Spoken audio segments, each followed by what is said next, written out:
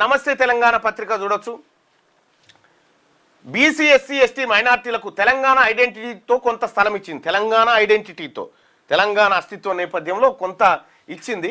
కానీ అధికార పార్టీ కోణమే ఎక్కువ ఉందట. అధికార పార్టీ కోణమే ఎక్కువ ఉంది. అధికార పార్టీని విమర్శించడం అటువంటిది.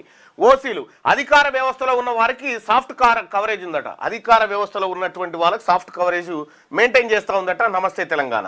ఇక రేటింగ్ వచ్చేసి 5కి 3 రేటింగ్ ఇచ్చింది. బీసీలకు ప్రమాదకరమా అంటే పర్వాలేదు కొనొచ్చు, కానీ విమర్శనాత్మకంగా చదవాలి. దీంట్లో వచ్చే వార్తల్ని ఆపోజిట్గా చదవాలన్నట. నమస్తే తెలంగాణలో వచ్చే వార్తల్ని ఆపోజిట్గా చదివితే కొంత కొనొచ్చు అని చెప్తా ఉంది. ఇక సాక్షి దినపత్రిక విషయానికి వస్తే ఉన్నటువంటి రేటింగ్ చూద్దాం.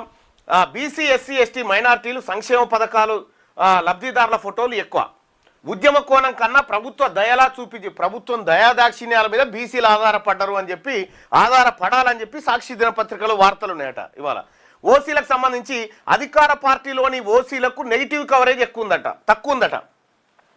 అధికార పార్టీలో ఉన్నటువంటి ఓసీలు ఎవరైతే ఉన్నారో, రెడ్లు వెలమలు వీళ్ళు ఎవరైతే ఉన్నారో వాళ్ళని విమర్శించే స్థాయి చాలా తక్కువ ఉందట.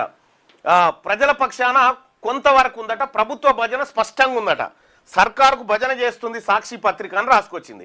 ఇక రేటింగ్ విషయంలో 5కి 3 రేటింగ్ ఇచ్చింది. బీసీలకు ప్రమాదకరమా అంటే మౌనంగా ప్రమాదకరమే కానీ సైలెంట్ ప్రమాదకరం సాక్షి దినపత్రిక. బీసీలు కొనుక్కోవచ్చా అంటే జాగ్రత్తతో కొనుక్కోండి, కొనాలా వద్దా అనేది అని చెప్తా ఉంది సాక్షి దినపత్రిక.